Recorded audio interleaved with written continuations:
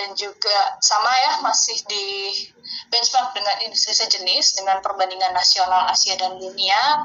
Lalu ada keberhasilan pengurangan limbah B3 dominan, lalu keberhasilan pengurangan limbah B3 non-dominan. Jadi dilihatkan kita punya data ya setiap tahunnya, misalnya limbah B3 dominannya apa saja gitu, misalnya oli bekas, misalnya majun, atau misalnya lampu bekas gitu ya, dan beberapa limbah B3 lainnya. Kita lihat nih, setiap tahun dari 2 tahun terakhir itu apakah ada penurunan. Misal sekarang 2026 ya, berarti dilihat dari tahun 2024 ke 2025 apakah ada penurunan gitu. Dan jika ada penurunan pemakaian, itu apakah berdasarkan dari program yang kita buat gitu. Kalau misalnya program yang berasal dari program yang kita buat, berarti kan menandakan bahwa program yang kita lakukan itu berhasil gitu ya. Nah, untuk limbah B3 dominan dan non-dominan, lalu pemanfaatan limbah B3 dominan. Nah, kalau pemanfaatan ini tentunya harus disertai dengan surat izin pemanfaatan ya, B3 gitu, dan tidak semua perusahaan punya. B3 dominan itu, B3 dominan atau non-dominan itu apa gitu. B3 dominan itu adalah limbah tertinggi gitu ya, maksimal 3 limbah tertinggi apa saja gitu ya. Kalau misalnya limbahnya 4 berarti ya 1 yang paling tinggi gitu. Itu adalah limbah B3 dominan. Apakah mengalami penurunan setiap tahunnya atau di 2 tahun terakhir itu atau tidak. Nah, lalu adalah selanjutnya melakukan perhitungan GRK dari limbah B3 dominan dan non-dominan. Nah, jadi ini juga dilakukan ya untuk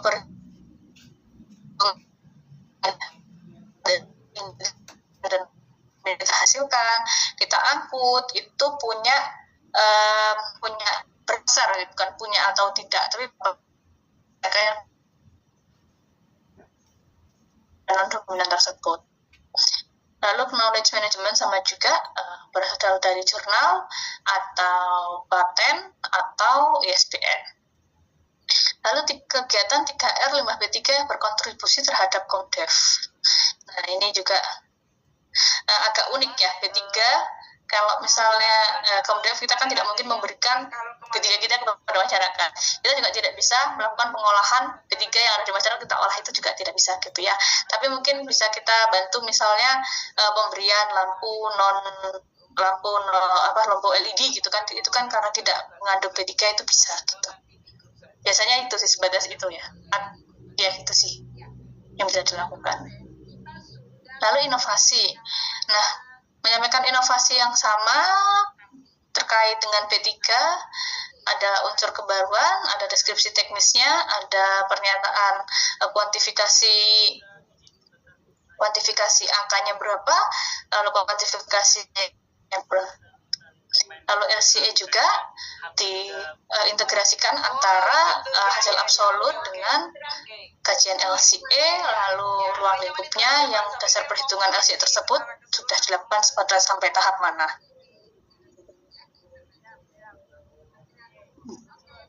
Nah, selanjutnya adalah kriteria dan nilai 3R limbah non B3 dan persampahan. Di tahun sebelumnya nih ya, sebelum Permen LHBPLH nomor 7 tahun 2025, persampahan ini tidak ada gitu ya. Jadi semua limbah itu dianggap adalah non B3 gitu, termasuk daun dan sebagainya. Nah, untuk tahun 2025 ini, mulai tahun 2025 ini dipisah. Untuk kriterianya sama kurang lebih, ada kebijakan, lalu struktur, perencanaan, pelatihan dan kompetensi, pelaporan, benchmark, implementasi program, inovasi dan life cycle assessment. Lalu apa yang dimaksud limbah non B3 dan juga persampahan? Nah, limbah non B3 ini adalah yang dimaksud limbah non B3 terdaftar yang ada pada peraturan pemerintah nomor 22 tahun 2021. Jadi apa saja, apakah perusahaan menghasilkan limbah-limbah sebagai berikut gitu. Jika tidak ada, maka tidak perlu membuat eviden untuk limbah non B3, jadi cukup persampahan saja. Pastikan ada ya persampahan dari proses pendukung perusahaan, paling tidak gitu, kayak kertas, daun, dan sebagainya, atau sisa makanan gitu. Nah, kalau untuk slag nikel, slag besi, mill scale, dan sebagainya, ini kan tidak semua perusahaan mempunyai limbah non B3 terdaftar ini ya.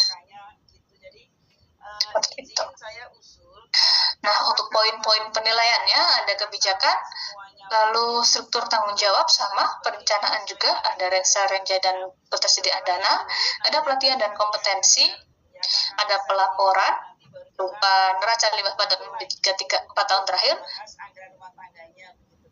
data limbah padat non P3 dilengkapi dengan bukti perhitungan, lalu data timbulan dan absolut yang telah dinormalisasi, lalu ada benchmarking, dan juga ada implementasi. Jadi mirip-mirip ya dengan yang B3 tadi sebelumnya.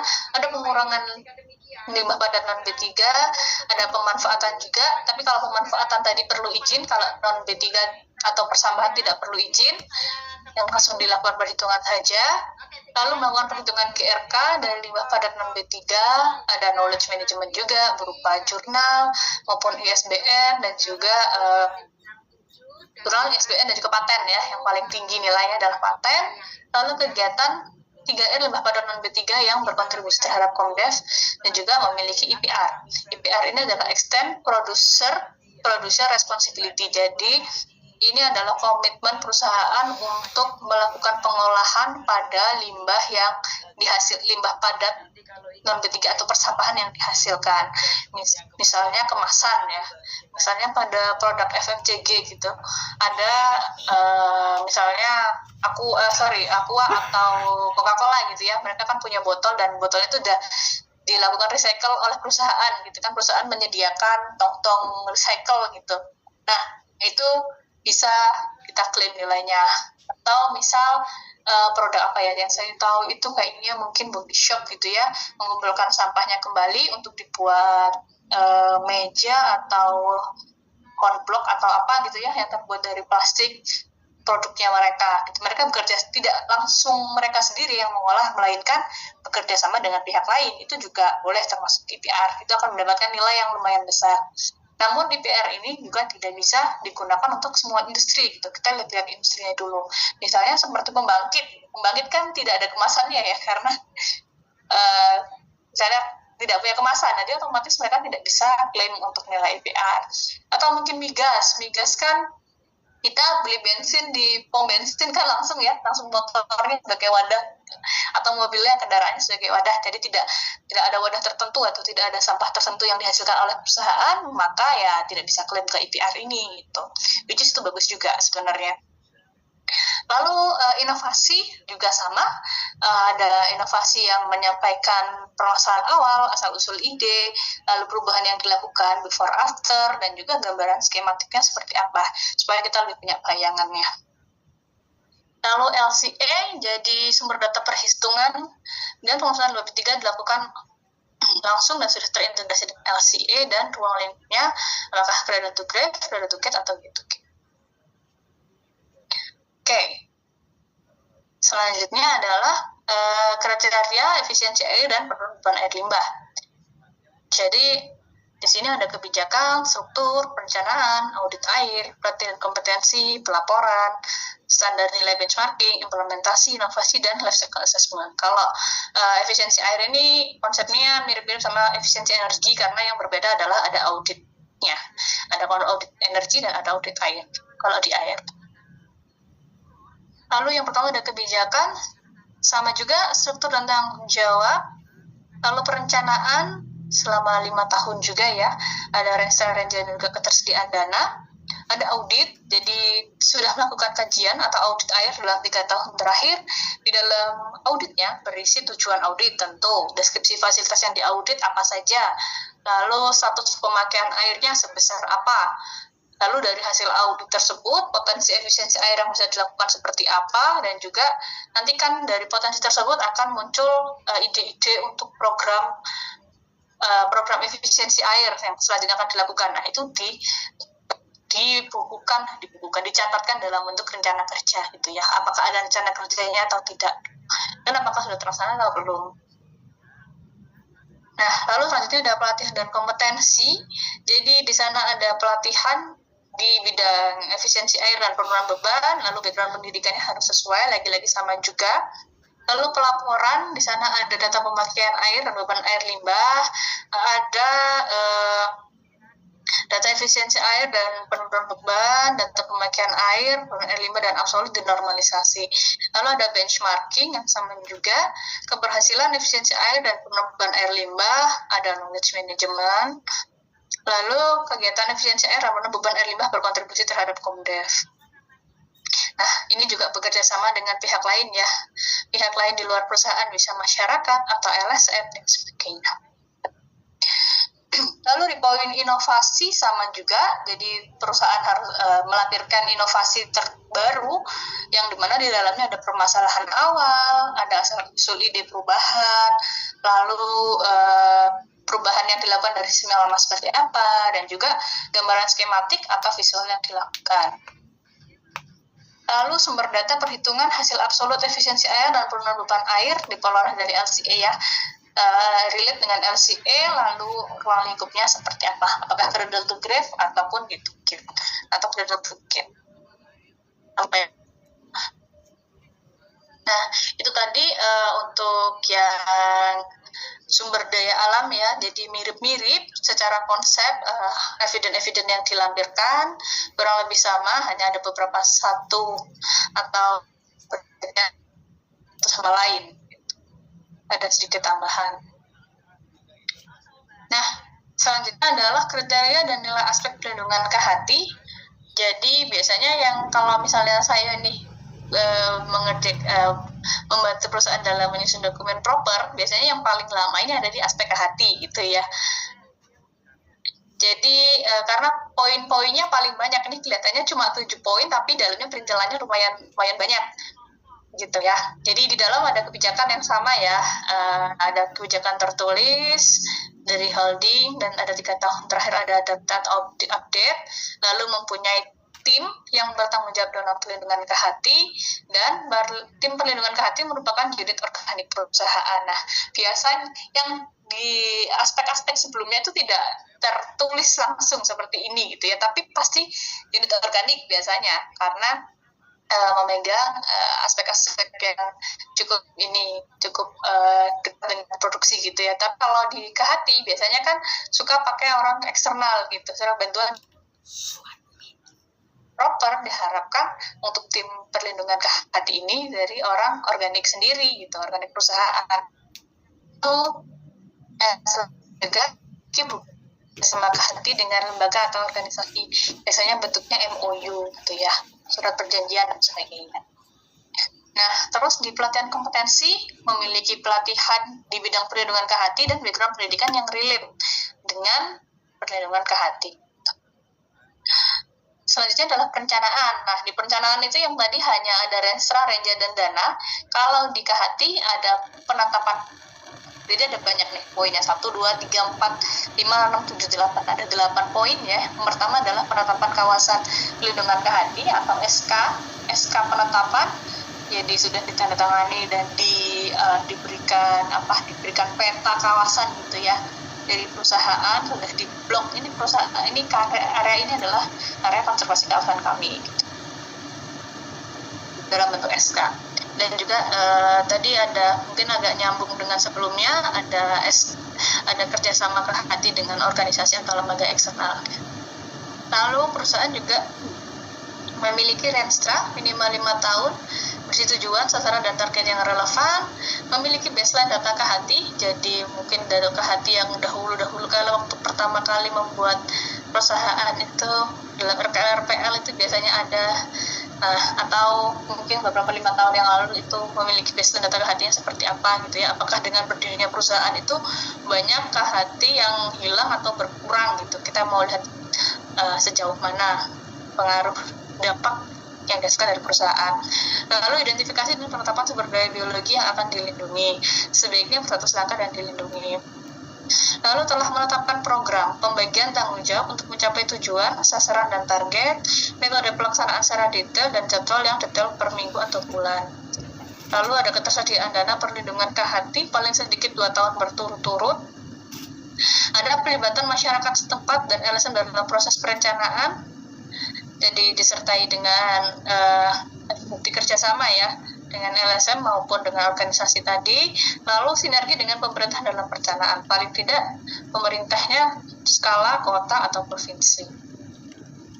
Nah, lalu pelaporan. Di dalam pelaporan ini ada sistem informasi KHT yang dapat mengevaluasi status kecenderungan KHT. Biasanya ini dilampirkan dalam bentuk website gitu ya, website terkait KHT. Misalnya kht.pt.x. Jadi nanti di dalam website tersebut bisa diakses oleh umum ya. Apakah bisa diakses atau tidak? Nah, itu jadi kewajiban perusahaan. Lalu ada partisipasi pihak-pihak terkait dalam MONEF. Jadi perusahaan kan ada kerjasama dengan lembaga, organisasi, dan pemerintah. Itu biasanya dalam itu diminta bukti-bukti sebelum dilaksanakan kerjasama, terus rapat mengenai rencana, dan juga ada MONEF gitu ya. Jadi pihak-pihak yang memiliki kerjasama akan ketemu lagi gitu ya, akan ada bukti yang dilampirkan, mereka saling bertemu dan membahas itu. Lalu memiliki data kecenderungan status KHT minimal 2 tahun terakhir, memiliki publikasi terkait status kecenderungan sumber daya KHT yang diterbitkan 2 tahun terakhir.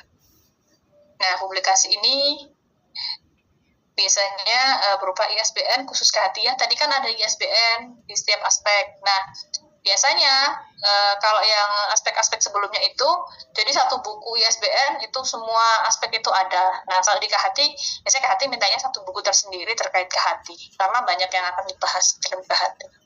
Gitu. Lalu di poin implementasi, ada terjadi peningkatan status KHT, jadi kita lihat apakah bertambah atau tidak.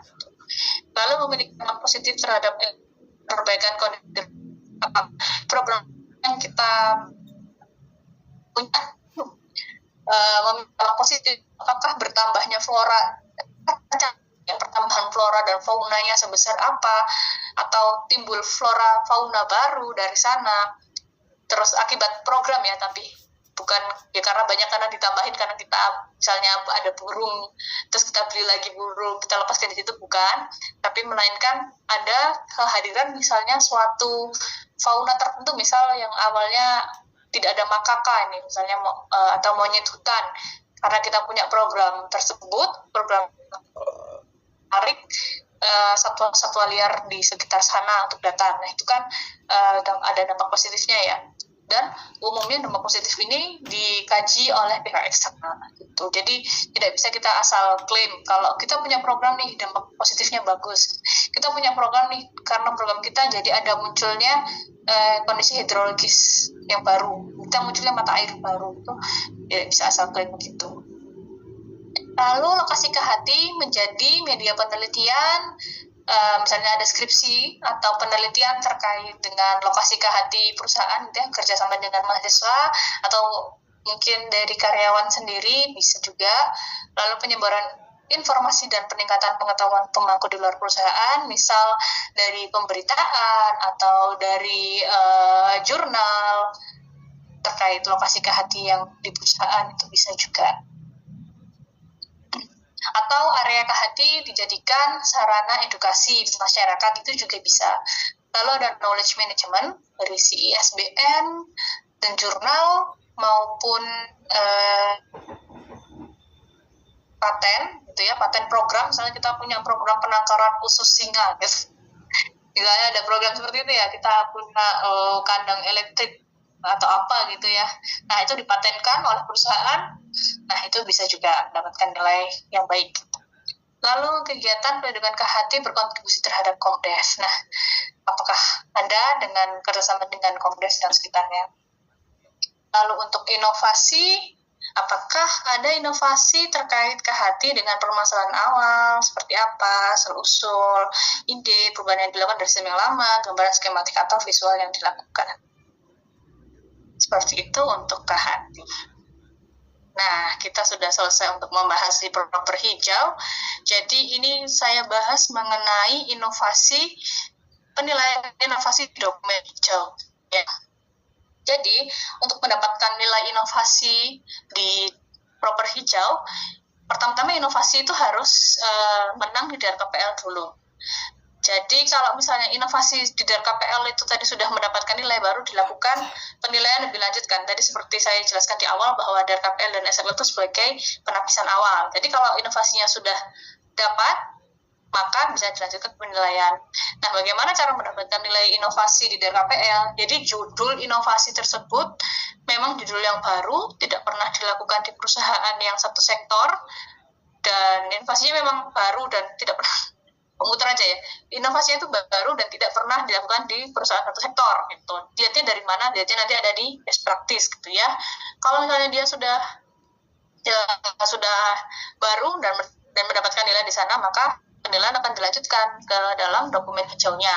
Nah, di dalam dokumen hijau itu ada penjelasan mengenai permasalahan awal, asal-usul inovasi yang seperti saya jelaskan saja, perubahan yang dilakukan dari sistem yang lama, gambaran skematik atau visual inovasi.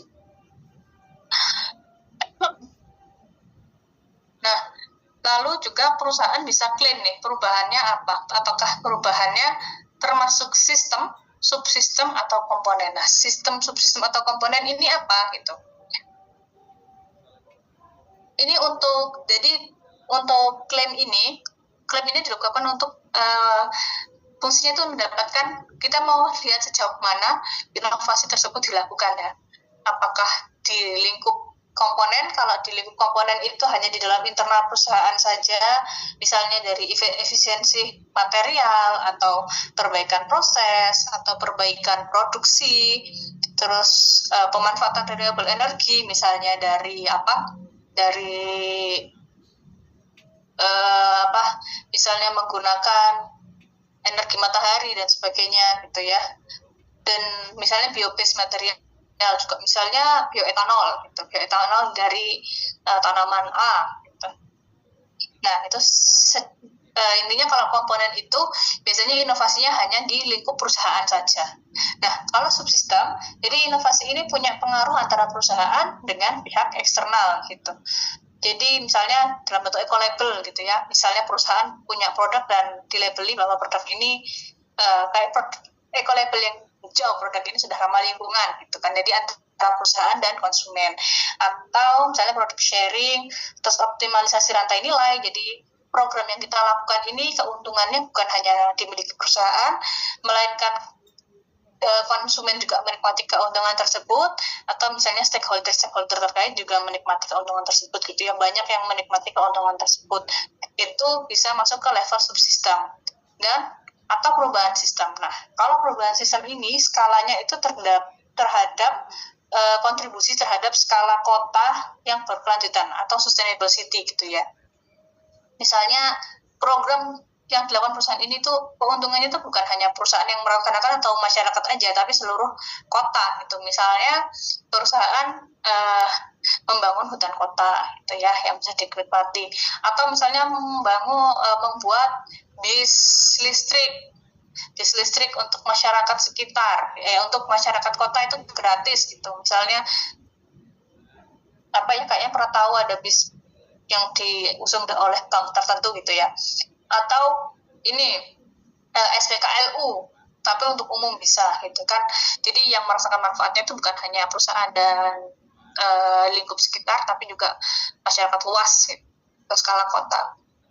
Dan nilai tambahnya itu perusahaan bisa klaim apakah termasuk perubahan perilaku, layanan produk, atau rantai nilai gitu. Nah, ini perusahaan bisa klaim apapun, nanti yang menentukan nilainya adalah dari penilai gitu. Oke, nah kalau di KHT tidak ada penilaian penghematan dana dan nilai tambah di inovasi aspek KHT. Nggak ada penghematan dana, kan nggak ada ya kalau di KHT, hanya pemakaian dananya saja. Nah, untuk best practice ini, jadi bagaimana cara kita melihat ada kebaruan di dalam KPL ini? Jadi lihatnya dari best practice. Jadi nanti penilai itu akan melihat apakah program yang diusung itu sudah pernah dilakukan di perusahaan satu sektor, dilihat dari best practice-nya. Jadi penilai akan melihat sejauh itu. Gitu. Makanya itu selalu menarik ya untuk perusahaan dalam mencari inovasi ini. Nah, ini adalah contoh inovasi yang saya cari dari sektor migas. Jadi mungkin bisa dibaca ya sebelum program inovasi dilakukan, alat-alat instrumentasi menggunakan gas nitrogen sebagai penggeraknya. Ini berasal dari gas botol 50 liter dipasok secara berkala dari camplong.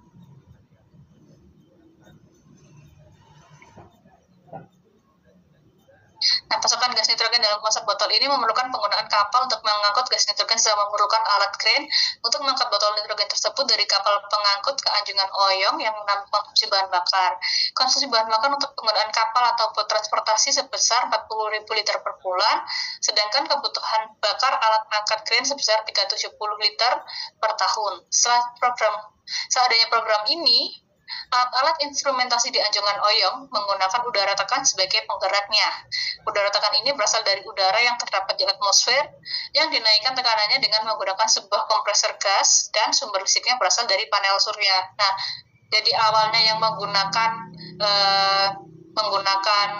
kren yang pakai 370 liter bahan bakar per tahun, akhirnya menggunakan kompresor gas yang listriknya berasal dari panel surya, which is panel suryanya ini dari Allah, dari energi matahari maksudnya, dari renewable energy. Nah, itu kan bisa bisa menghemat konsumsi bahan bakar per liter sekitar sekian dengan konversi sekian dan juga rupiahnya sekian gitu ya. Nah, perusahaan juga bisa klaim nih, nilai tambah dari program inovasi ini adalah perubahan layanan produk penyedia gas tekanan dan keuntungan hidup perusahaan dari sisi ekonomis adalah sekian gitu. Nah, mulai ada bayangannya ya, jadi before afternya itu secara tidak langsung dituliskan seperti ini. Lalu ini contoh lagi dari efisiensi air.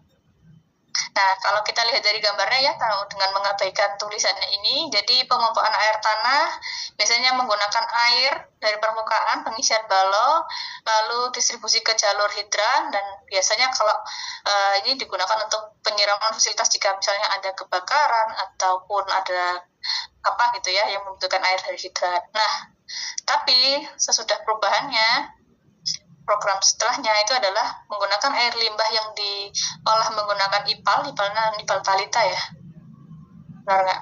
Dengan ipal talita, lalu dari situ dari ipal talita outletnya adalah pengisian water pond, lalu distribusikan ke jalur hidran dan akhirnya untuk digunakan penyiraman fasilitas. Jadi untuk perubahan sedikit tapi memiliki dampak yang cukup besar. Itu jadi terdapat narasinya, terdapat narasi before afternya, ide perubahannya dari mana, lalu berapa besar penghematan yang dilakukan, dan penghematan dananya sebesar apa. Satu lagi contoh dari KHT. Nah, kalau dari KHT, misalnya ini adalah surili Jawa, itu adalah hewan primata endemik yang masuk ke dalam daftar satwa yang dilindungi. Nah, lalu populasi surili tersisa sekitar 6.000 individu.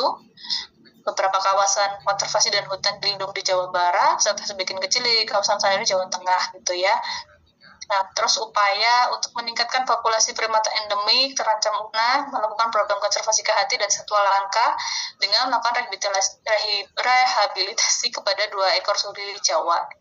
Nah, kedua surili tersebut kemudian dikarantina selama 3 bulan untuk melihat apakah ada tanda-tanda penyakit. Nah, setelah adanya program dan kegiatan pelepasliaran, jumlah surili mengalami peningkatan sebelumnya berjumlah 52 ekor menjadi 54. Jadi disediakan inovasi kandangnya dan juga dilakukan peningkatan populasi endemiknya.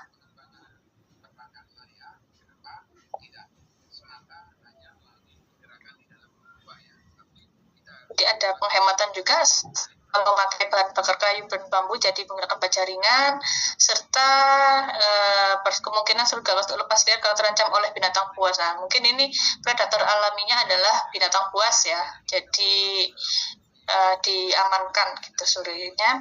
Lalu karena ini dia membuat kandang harmoni ini, jadi bisa meningkatkan tingkat wisata ke daerah tersebut gitu.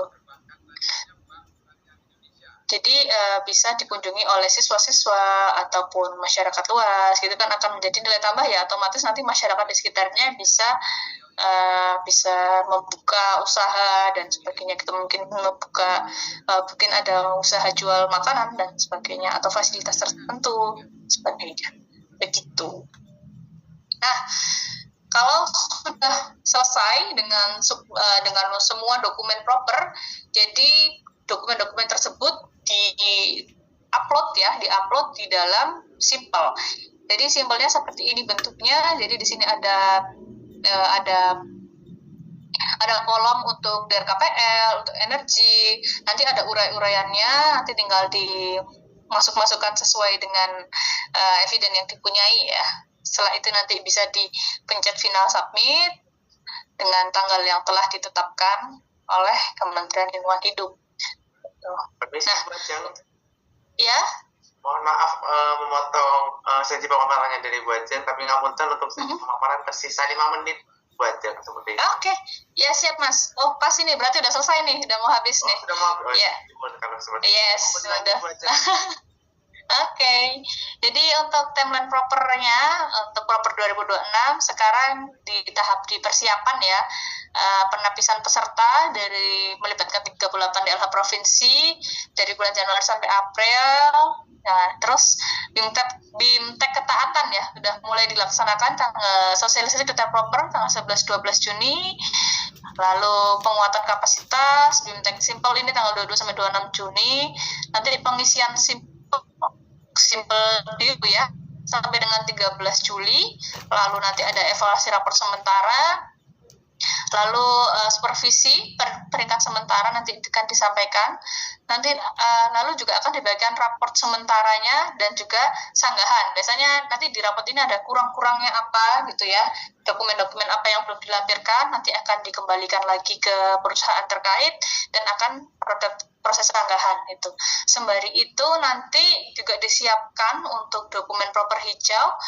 Dan nanti untuk evaluator penilai hijau ini akan dilaksanakan BIMTEK ya, atau dilatih terlebih dahulu gitu, diberikan materi untuk melakukan penilaian. Lalu setelah dalam prosesnya akan ada penetapan CKH, calon kandidat hijau, tanggal 24 September, dan sosialisasi calon kandidat hijau. Setelah sosialisasi, maka perusahaan diberikan kesempatan selama 13 hari ya, 13 hari 2 mingguan untuk melakukan pengisian simpel hijau seperti yang ini tadi, pengisian simpel hijau, dan juga nanti dilanjutkan oleh evaluasi DRKPL. Jadi nanti tanggal 13 Oktober biasanya langsung ditutup ya, lalu akan dilakukan evaluasi DRKPL dan dilanjutkan dengan penetapan kandidat hijau dan sosialisasi kandidat emas. Jadi untuk perusahaan-perusahaan yang mendapatkan nilai bisa jadi sambil menyusul ya, sambil dokumen hijau dilakukan juga ada sosialisasi kandidat emas untuk persiapan perusahaan-perusahaan yang sudah mendapatkan emas, sudah mendapatkan hijau 2 kali minimal. Seperti itu untuk timeline proper beyond compliance tahun 2026. Semoga ini nggak berubah ya, karena ini kadang-kadang nanti ini suka berubah-berubah gitu, suka melihat sesuai keadaan gitu ya. Baik, itu saja. Terima kasih untuk perhatiannya. Semoga apa yang saya sampaikan bisa bermanfaat ya untuk teman-teman. Oke, baik. Terima kasih Bu Ajeng. Ya. Sebelumnya apakah suara saya sudah masuk ya Bu Ajeng? Yes, masuk Mas. Bu Ajeng lihat ya, untuk pertanyaannya lumayan banyak ya Bu Ajeng. Oh, mantap. Ada hadiahnya nggak ini Mas yang bertanya nih? Ada hadiahnya nanti ya. Mantap. Hadiahnya biasanya ilmu nih. Ilmu yang bermanfaat. Ya. Nah, kita coba jawab dari atas nggak ya Bu Ajeng ya, selama 30 menit ke depan. Boleh. Dari Bu Anita. Izin bertanya Bu Ajeng, nama saya Anita, bagaimana penelitian proper ini memastikan tidak adanya greenwashing dalam beragam pengungkapan atau laporan perusahaan yang mengikuti proper? Waduh, berat ini pertanyaannya. Jadi sebenarnya untuk Nah ya, greenwashing ini agak materi yang cukup berat ya. Jadi karena tidak bisa dibuktikan ya apakah program perpajakan ini memang berjalan atau tidak, atau greenwashing atau tidak, itu ketika kayak agak sulit dibuktikan gitu. Jadi harus dilihat langsung kan ya untuk mengetahui ini greenwashing atau tidak gitu. Jadi tapi dari Kementerian Lingkungan Hidup sendiri juga, kalau yang di materi saya sampaikan itu untuk dari tahun dahulu kala ya sudah dicanangkan untuk melakukan untuk melakukan verifikasi lapangan gitu, untuk mengurangi kemungkinan adanya greenwashing gitu. Sebenarnya sudah ada niatnya, itu sudah ada gitu. Ini tapi saya kurang tahu ya, ini jawaban saya itu benar apa enggak terkait dengan greenwashing itu. Jadi untuk bisa di dalam rangka pengumpulan laporan yang dilakukan proper juga sebagai penilai itu melihatnya sementara ini masih dalam tahap di penilaian laporan saja gitu Mas Bima. Oke, baik, terima kasih banyak atas jawabannya dari Bu Ajeng. Kemudian mungkin dari Bapak Ibu di sini ada yang ingin raise hand mungkin ya Bapak Ibu untuk mengajukan pertanyaannya, jadi bisa menyampaikan pertanyaannya secara langsung seperti itu.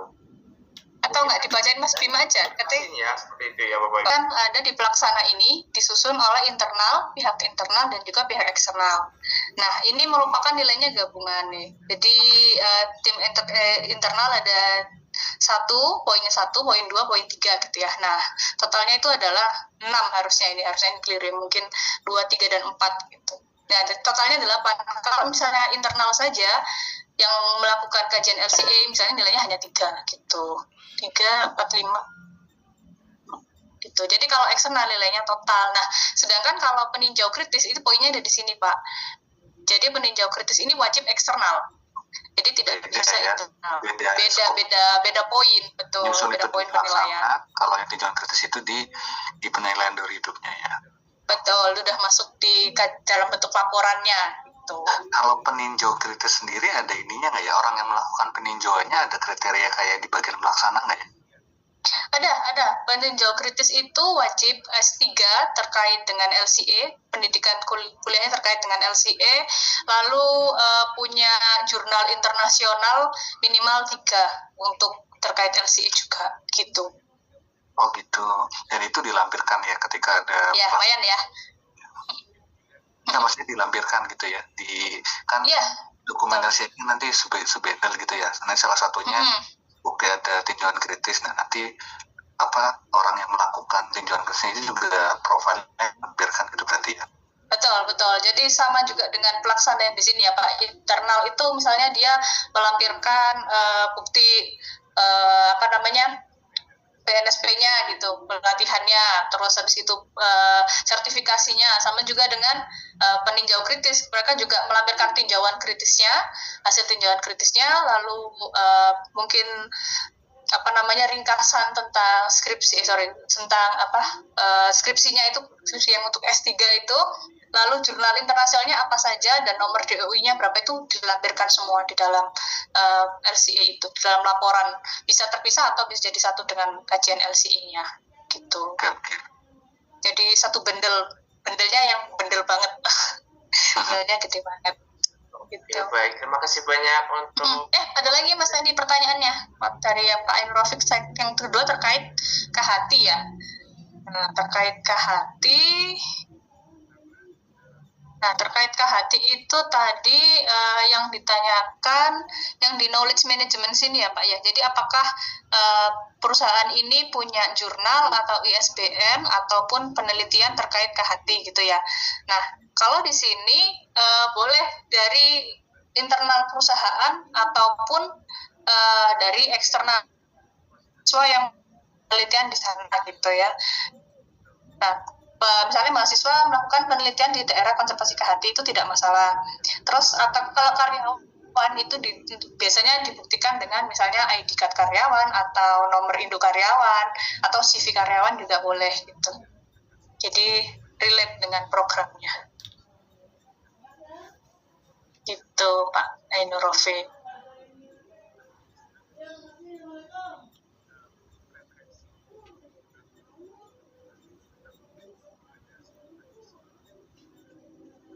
menarik. Saya suka nih kalau Gimana Bajang? Oke, terima kasih banyak Bajang untuk penerusan, dan terima kasih banyak dari Pak Ainul tadi ya Bajang ya? Iya betul, Pak Ainul Rafiq. Sorry, kelempar. Berarti yang dilampirkan hasil penelitiannya aja ya Bu? Sorry Pak, gimana? Ya berarti yang dilampirkan hasil penelitian. Sorry, suaranya hilang Pak. Yang dilampirkan adalah ini apa? Hasil penelitiannya betul, dan bukti bahwa kalau misalnya karyawan sebagainya. Oh, oke. Thank you. Baik, terima kasih banyak atas pertanyaannya Pak Ainur. Kita moving ke penelitian yang cukup terbatas dan banyak banget ya yang mau bertanya seperti itu ya Bu. Iya, materinya panjang. Presiden bisa itu nggak apa-apa, nanti sambil tahun kita bacakan dulu yang dari podcast. Di sini dari Ibu Ida Ayu, yaitu di sini bertanya Kak Ajeng, mengapa penilaian per tahun bukan per 5 tahun, MONEF dan per tahun pemantauan laporan saja? Karena untuk perusahaan itu membayar banyak uang pihak ketiga untuk mengurus seperti lembaga konsultan seperti itu. Yes, betul. Effortnya proper ini memang besar dan dana yang dikeluarkan besar gitu, sebanding dengan gengsinya Mbak Ida. Kenapa dilakukan setiap tahun? Karena mungkin dalam setiap tahun itu aja progresnya itu banyak gitu. Misalnya dalam setahun kita tidak tahu misalnya perusahaan itu punya ngeluarin produk apa lagi. Misalnya volume produksinya tambah besar setiap tahun, atau ada gejolak apa setiap tahunnya, itu seperti apa, itu kan perlu dilihat ya. Kalau 5 tahun sekali dilakukan, takutnya mungkin ya, ini kalau secara dari kacamata KLH mungkin takutnya perusahaan ini akan kendor gitu semangatnya dalam mengejar proper gitu, dalam mengejar dampak lingkungan gitu, takutnya nanti malah terleha-leha gitu ibaratnya. Karena kan kalau proper ini sebenarnya tujuannya untuk kalau mengejar ke hijau ya, ini kan masalah gengsi ya, yang alias yang mau aja gitu. Kalau misalnya perusahaan keberatan biasanya ya sampai biru saja sudah cukup gitu. Tapi karena gengsi atau prestisnya proper ini besar, maka dari itu dilakukan setiap tahun gitu. Bahkan kajian LCA itu dulu awalnya direncanakan 3 tahun sekali gitu cukup, tapi perusahaan itu malah melakukannya setahun sekali, padahal ya kajian LCA itu ya lumayan harganya gitu. Jadi ya antusiasme perusahaan juga besar untuk proper gitu Kak Ida. Oke, baik, terima kasih banyak atas pertanyaan dari Ida dan juga jawaban dari Bu Ajeng ya. Nah, di sini ada dari Bu Izi, mumpung masih sisa 10 menit ya, 10 menit ya Bu Ajeng, masih ada waktu masih. Ini dari Bu Izi, selamat malam Bu Ajeng, saya Izi ingin bertanya, berapa lama maksimum suatu perusahaan berada di satu tahap? Misal, kita mendengar bahwa biaya pengurusan proper hijau ini mahal dan administrasinya cukup kompleks seperti itu. Jadinya tidak ada motivasi lebih untuk mungkin perusahaan untuk mengejar status hijau. Jika biru saja sudah cukup.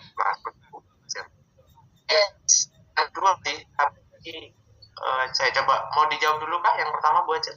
Yes, pertanyaannya mungkin mirip-mirip sama yang pertama ya, dan jawabannya juga sama-sama yang pertama. Jadi kalau perusahaan tidak ada motivasi lebih untuk mengejar hijau ya tidak masalah gitu.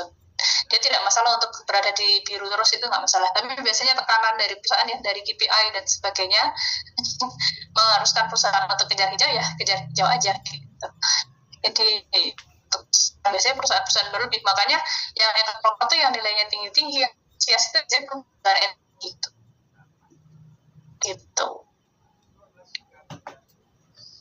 Oke, lanjut. Baik, untuk pertanyaan kedua ini dari Bu Izi, apakah dari pihak kementerian akan mengakses hingga program CSR juga? Siapa tahu di lapangan program CSR-nya hanya sesaat saja sebagai formalitas untuk pengurusan dokumen proper hijau. Seperti itu, Bu.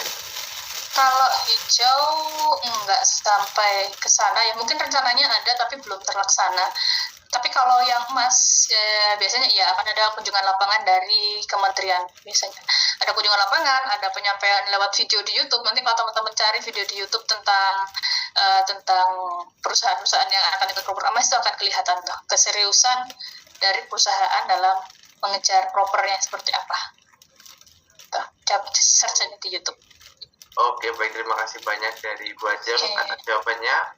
Dan kita moving ke penanya selanjutnya. Bu Ajeng, ini dari Pak Andi Putra. Nah, ini izin bertanya Bu Ajeng, apa solusi yang paling efektif bagi perusahaan berperingkat merah dalam proper untuk meningkatkan kebutuhan dan pengelolaan lingkungannya sehingga dapat menjadi peringkat biru atau hijau dalam tahun yang sama tanpa harus menunggu hasil di tahun berikutnya? Seperti itu Bu Ajeng. Apa solusi yang efektif bagi perusahaan berperingkat merah? Ini kesadaran diri aja ya, Bro. Gitu. Jadi kalau misalnya biasanya proper merah itu ketika perusahaan dapat proper merah itu kan nanti raportnya jelek gitu. Biasanya kalau perusahaan yang serius atau perusahaan ini kadang-kadang dirapatkan gitu dengan para pimpinan gitu ya, kenapa propernya merah, dan biasanya itu mereka juga akan minimal biru lah, akan menyelesaikan gitu problem-problem yang ada, karena kan itu juga terkait dengan keseriusan perusahaan ya. Masa perusahaan itu kan otomatis nanti kalau ke lingkungannya jelek nanti ya tidak baik lah untuk nama perusahaan begitu. Jadi nanti setiap mendapatkan peringatan itu mereka biasanya akan berbenah sendiri gitu. Gitu sih, menjawab nggak ya ini? Maksudnya kayak perusahaan, kenapa perusahaan kok mau merah gitu? Karena kan kalau dijelaskan tadi, nanti perusahaan akan diperingatan gitu, pembinaan. Nah kalau proper hitam dan merah yang tidak taat itu akan diberi penegakan hukum. Gitu. Nanti kena gakum. Itu akan merugikan perusahaannya sendiri. Itu Mas Bima. Oke, baik, terima kasih banyak atas pertanyaannya dari Pak Andi dan juga jawabannya dari Bu Ajeng. Kemudian di sini saya coba cari lagi, ada dari Pak Bagus ya. Ini cukup lumayan panjang ya. Apakah perusahaan yang membangun sistem hybrid renewable energy akan memperoleh poin tambahan dalam penilaian proper KRHK sebagai bentuk inovasi lingkungan? Nah, seperti itu Bu Ajeng. Untuk pertanyaan yang pertama itu Bu Ajeng. Untuk yang kedua itu, apakah memungkinkan di masa depan nilai proper hijau atau emas dapat dikonversi menjadi instrumen perdagangan layaknya carbon trading untuk membantu perusahaan dengan proper merah? Seperti itu Bu Ajeng. Oke. Pertanyaan yang pertama, apakah perusahaan membangun sistem hybrid renewable energy akan mendapat peroleh poin tambahan dalam penilaian sebagai bentuk inovasi lingkungan? Nah, bisa jadi iya, bisa jadi tidak gitu. Jadi sistem hybrid renewable energy-nya seperti apa gitu? Apakah ini perlu kita cross check dulu apakah lain sudah pernah lakukan apa belum gitu, perusahaan sektor sudah pernah dilakukan apa belum, barangkali sama tapi teknologinya berbeda, atau barangkali sama tapi penerima dampak manfaatnya berbeda. Tentu saja bisa, itu tergantung dari program itu sendiri gitu ya, apakah bisa mendapatkan nilai inovasi atau tidak, dan apakah memungkinkan emas juga versi menjadi instrumen perdagangan. Saya belum ada bayangan. Tapi kalau carbon trading tadi kan sudah masuk ya di proper ya. Jadi perusahaan yang punya carbon trading itu bisa mendapatkan nilai plus di proper poin PPU, pencemar udara. Tapi kalau untuk proper menjadi instrumen perdagangan enggak sih. Cuma perusahaan yang yang seperti saya ceritakan tadi kan, ada perusahaan yang bertahun-tahun nilai sahamnya stagnan, tapi ketika dia dapat proper hijau, terus nilai sahamnya naik, terus mendapat nilai positif dari masyarakat, itu kan tentunya bagi perusahaan gitu. Itu Mas Bima.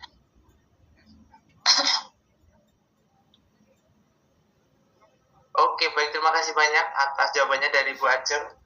Nah, di sini izin motong sebentar ya Bapak Ibu, bahwasanya di sini tadi ada beberapa teman-teman yang bertanya ya perihal sertifikat dan lain sebagainya. Jadi untuk peserta yang ingin mendapatkan benefit berupa materi hari ini, video rekaman, dan juga sertifikat dari Softquest pada malam hari ini, Nah, khusus hari ini teman-teman bisa melakukan check out di link website yang telah kami cantumkan di kolom chat, di mana harga spesialnya untuk malam ini itu cuma 199.000 atau 200.000, dan promonya hanya berlaku untuk malam ini saja, dan untuk besok itu bakal kembali ke harga normal di sekitar 250.000. Harga fixnya itu 250.000 aja teman-teman, seperti itu. Nanti bakal saya reminder lagi kalau semuanya nanti ada yang masih bingung ya perihal sertifikat dan sebagainya, seperti itu. Oke, kita back to topic untuk membahas soal lagi nggih Bu Ajeng ya. Boleh. Ada lumayan banyak sih Bu Ajeng ya, jadi buat yang nggak sempat kena jawab pertanyaannya, jadi mohon bersabar nggih ya Bapak Ibu. Nah, ini ada dari Ibu Siti Anissa, izin bertanya, mohon dijelaskan lebih lanjut hubungan antara SML dengan LCA Bu Ajeng. Mengapa menjadi bagian yang terpisah dan apakah fungsinya tidak menjadi tumpang tindih? Seperti itu Bu Ajeng. Oke. SML LCA sangat jauh berbeda ya, dalam dokumen aslinya sangat jauh berbeda. Kalau LCA ini berupa kajian yang dilakukan oleh pihak internal atau eksternal ya, berupa kajian, jadi berupa buku tentang dampak lingkungan yang dihasilkan dari produk. Misalnya produknya semen. Nah, dalam membentuk semen 1 ton itu kita mengeluarkan besar. Kita menghasilkan apa aja. Ada GWP, ada toksik, dan sebagainya, itu banyak. Dampaknya itu apa aja, itu dibahas di LCA secara detail gitu. Apa saja, dari proses apa, misalnya dari proses drilling, misalnya dari proses pemanasan, dari proses proses saya lupa, proses penggilingan, itu dari mana hotspotnya yang membuat semen ini punya dampak lingkungan sebesar itu tuh dari mana, itu sampai sedetail itu kalau di LCA. Nah, kalau di SML itu beda isinya. SML itu lebih ke sistem manajemen lingkungan yang sesuai dengan ISO. Jadi kayak gimana ya menjelaskannya, itu beda banget dan tidak akan tumpang tindih gitu. Singkatnya begitu. Kontennya sangat berbeda. Jadi kayak ke taatan gitu ya kalau di SML itu. Jadi kayak misalnya penanganan, misalnya kalau di SML itu kayak penanganan bahaya, misalnya penanganan K3-nya seperti apa, program lingkungannya itu apa aja gitu. Kita perencanaannya seperti apa, lebih ke situ sih, lebih ke aturan-aturan, lebih ke kayak misalnya di situ juga disampaikan propernya dapat peringkat apa, terus dirapatkan apa enggak gitu. Lebih ke sana sih, isu-isu yang ada di lingkungan itu seperti apa, di lingkungan perusahaan itu seperti apa gitu. Jadi beda-beda banget antara LCA dengan SML, harus dipisah, beda banget. Sudah masuk ke program dan ke teknis. Oke, baik Bu Ajeng, terima kasih banyak atas jawabannya Bu Ajeng. Ini masih ada sisa 1 menit ya, mungkin bisa satu pertanyaan lagi ya Bu Ajeng ya, aman Gi? Ya. Nah, ini lumayan cepat nih Bu Ajeng, ini dari Pak Musaid. Jadi izin bertanya Kak, apa tantangan terbesar dalam membuktikan efektivitas program inovasi lingkungan kepada tim proper dan bagaimana cara mengatasinya? Seperti itu Bu Ajeng. Kalau tim proper itu biasanya menilai dari dokumen dulu ya. Jadi dilihat dulu program itu masuk akal apa enggak. Programnya itu masuk akal apa enggak, bisa menurunkan apa enggak secara perhitungan gitu. Jadi kan dia juga ada perhitungannya tuh, ada perhitungan absolutnya, ada perhitungan penghematan dananya, dan dia juga masuk di dalam pelaporan gitu. Jadi program itu juga ada di pelaporan yang poin atas ya, mungkin poin ke-6 itu ada gitu. Jadi relate, jadi di rencana ada, di pelaporan juga ada, dan dia juga sebagai program inovasi gitu. Terus untuk lihat dia ada apa enggak, dia juga biasanya dikaitkan dengan LCA gitu. Jadi apakah program tersebut berasal dari data primer atau ambilnya dari data sekunder itu. Jadi sebenarnya usahanya dari tim proper itu untuk membuat itu jadi ada usahanya untuk membuat itu menjadi real gitu, menjadi inovasinya itu menjelaskannya, inovasinya itu memang dilakukan gitu. Jadi bukan hanya mengada-ngada. Ini kayak trust issue ya teman-teman di sini. Terus juga jadi kalau di proper itu jadi di ada melampirkan lembar menyatakan bahwa menyatakan bahwa semua data yang dilampirkan adalah benar. Jika tidak benar maka akan menjadi tanggung jawab perusahaan kayak gitu. Jadi ada komitmen untuk menyampaikan kebenaran, surat pernyataan kebenaran data yang disampaikan oleh pimpinan gitu. Jadi kalau misalnya ada nggak benernya itu ya jadi tanggung jawab perusahaan gitu, akan mengorbankan perusahaan sendiri, namanya perusahaan. Baik.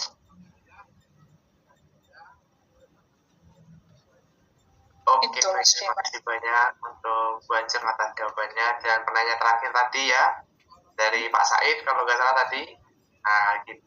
Maka dari itu, dari pertanyaan terakhir tersebut, maka ya bisa kita katakan cukup untuk sesi tanya jawab dan juga sesi diskusi seperti itu, ya Bu Ajeng.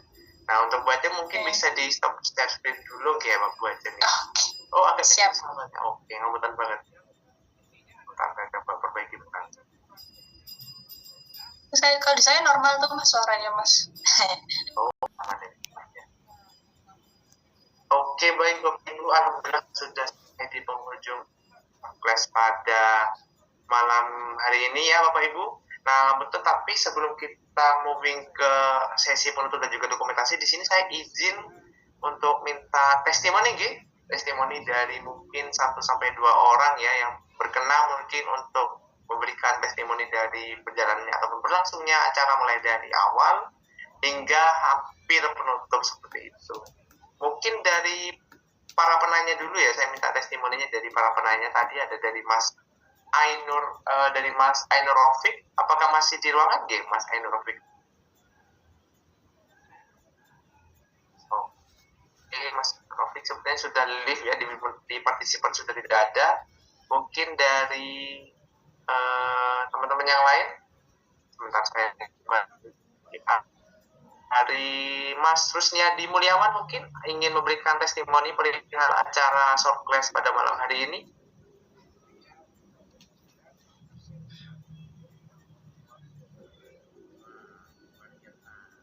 Atau dari teman-teman ada yang mau berkenan untuk memberikan testimoni acara malam hari ini?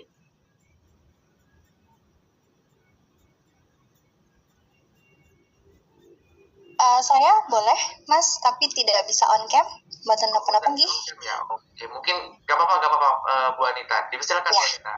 Ya, terima kasih banyak kepada Bu Ajeng khususnya.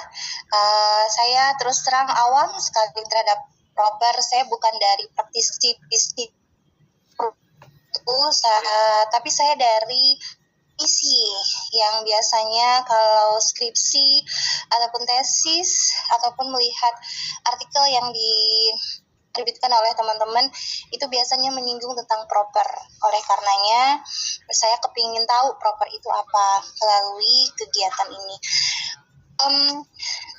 Tergambar sekali, walaupun tergambarnya dalam tanda kutip secara teori ya Bu, maksudnya kan memahaminya secara teori, belum praktik, tapi saya terbayang bahwa proper itu rumit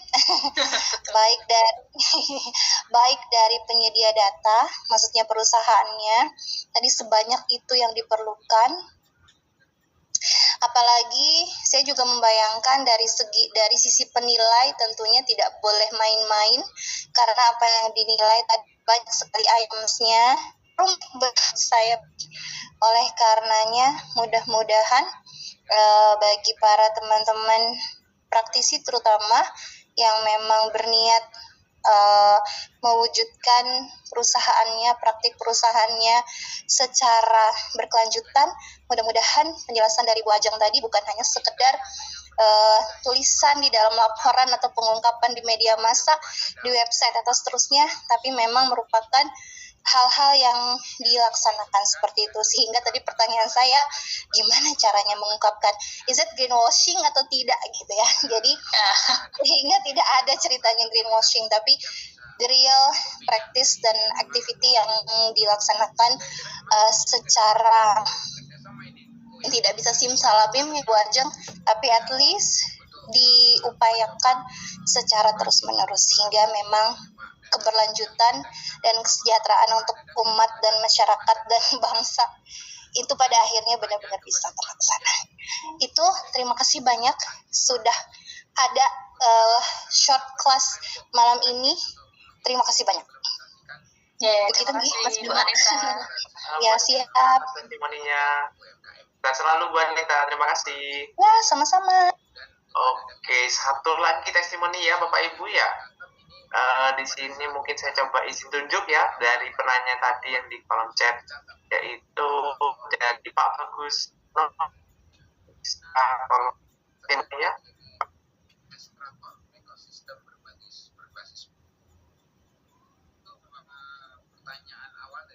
Pak Bagus Pramono.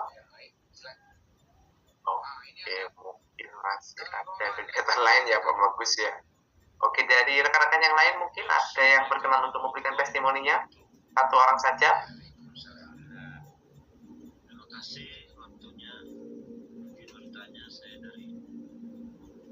Oke, sepertinya belum. Malu kayaknya Mas. Malu ya, dan juga sudah jam tidur ya, wajar ya. Sudah tidur, sudah posisi rebahan gitu ya. Besok sudah kembali kerja lagi. Iya. Oke, mungkin cukup satu aja mungkin yang untuk testimoninya ya. Tapi mungkin kalau nanti Bapak Ibu ada, ini ada dari Pak Bagus ini, dari materinya sangat menguasai materi. Terima kasih insight-nya. Oke, thank you so much buat Pak Bagus untuk testimoninya. Mungkin dari teman-teman nanti mungkin ada sedikit testimoni, bisa langsung kirim aja melalui grup yang telah disediakan untuk memberikan testimoni, mungkin berupa saran atau juga berupa review ya atas materi hari ini, seperti itu. Oke, dan reminder sekali lagi ya Bapak Ibu ya, perihal benefit dari acara kita pada malam hari ini atau surplus pada malam hari ini, bahwasanya untuk dari materi kemudian PowerPoint, kemudian juga certificate dan juga video rekaman pada malam hari ini itu bisa teman-teman dapatkan dengan melakukan check out di website Enviro Academy seperti itu dengan harga 199.000 dan itu merupakan harga promo untuk malam ini saja Bapak Ibu. Dan besok itu bakal kembali ke harga normal di harga 250.000 seperti itu. Nah, ini merupakan kesempatan yang nggak ada dua kali ya Bapak Ibu ya, karena memang materinya cukup eksklusif dan juga cukup niche dan juga spesifik seperti itu. Jadi di sini tentunya bisa mengembangkan karir Bapak Ibu dan juga tentunya menambah ilmu pengetahuan apabila nanti ingin mengulas materinya kembali sendiri seperti itu Bapak Ibu. Oke, untuk remendernya mungkin satu reminder lagi untuk Bapak Ibu, jangan lupa. Oke, sudah selesai ya Mas Pak Taufik ya.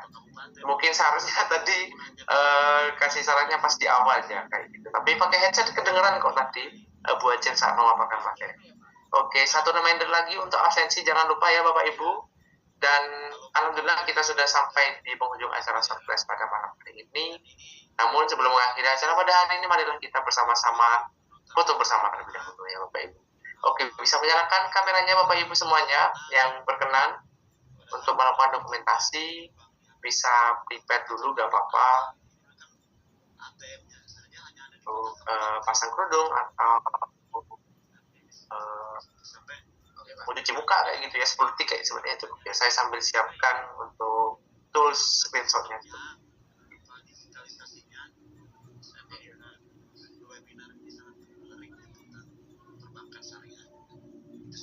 Oke, apa ada lagi yang mau on cam Bapak Ibu? Atau sudah cukup nih? Terima kasih Pak Roman. Ya. Sekarang Pak Ampun Untuk shotnya semuanya pose, lihat kamera senyum. Jangan kedip dalam hitungan 3, 2, 1. Oke, sekali lagi ya Bapak Ibu ya, ada 2 slide nih. Oke, saya save dulu dalam hitungan. Lihat kamera senyum dalam hitungan 3, 2.